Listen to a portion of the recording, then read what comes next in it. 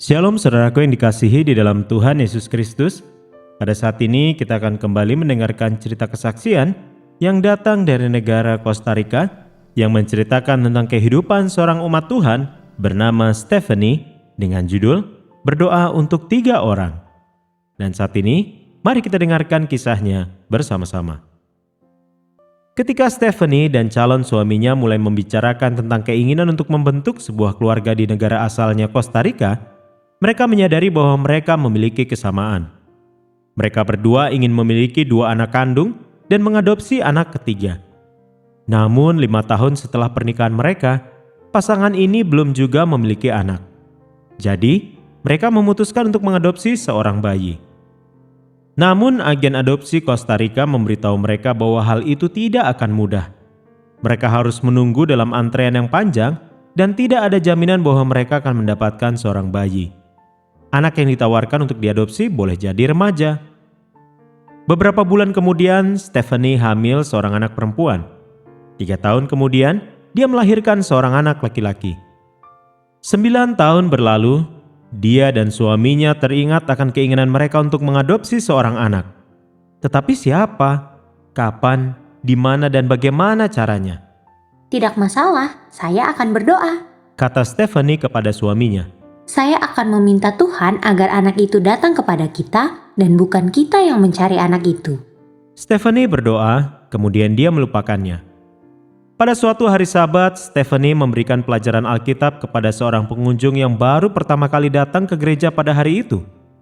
Wanita itu setuju dan berkata, "Datanglah ke rumah saya. Saya adalah ibu dari 10 orang anak." Ternyata wanita itu adalah seorang pengasuh di sebuah panti asuhan. Panti asuhan itu terdiri dari 15 rumah dengan 10 anak di setiap rumah.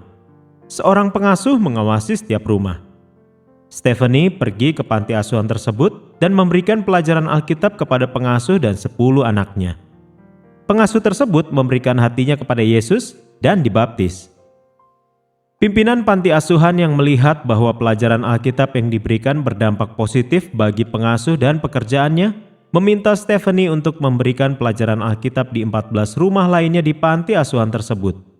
Stephanie menyampaikan permintaan tersebut kepada Dewan Gereja dan gereja mengirimkan anggota jemaatnya ke 14 rumah tersebut. Dan Stephanie ditugaskan di rumah nomor 7. Michelle yang berusia 11 tahun tinggal di rumah nomor 7. Sejak hari pertama, Michelle menarik perhatian Stephanie. Dia membawakan tas Stephanie dan dia sangat perhatian. Dia berpartisipasi dalam pelajaran Alkitab. Lalu wanita dan gadis itu membentuk ikatan yang erat. Dengan izin dari panti asuhan, Stephanie membawa Michelle ke pertemuan penginjilan dan dia dibaptis.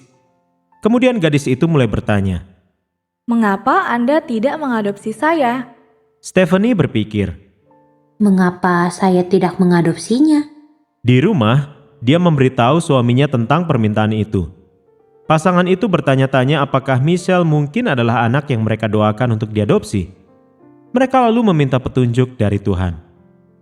Kemudian, Stephanie teringat akan sebuah pengalaman yang terjadi 3 atau 4 tahun sebelumnya, jauh sebelum ia bertemu dengan Michelle.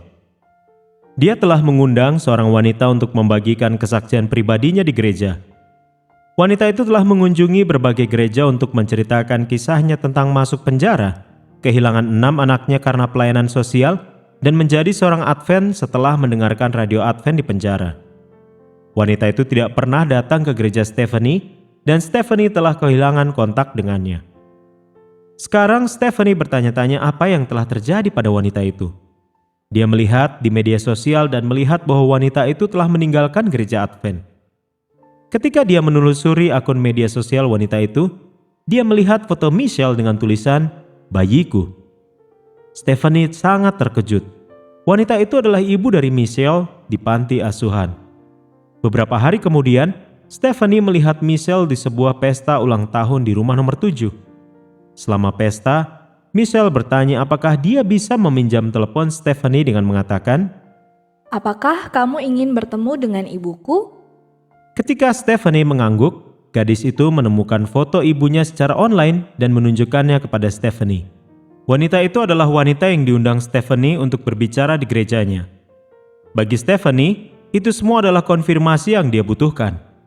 Dia yakin bahwa Tuhan telah mengirimkan Michelle kepada keluarganya untuk diadopsi.